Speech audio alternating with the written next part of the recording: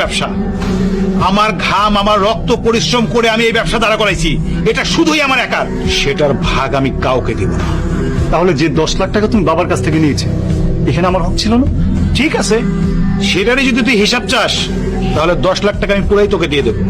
না, আমি তো এখন 10 লাখ নিব না।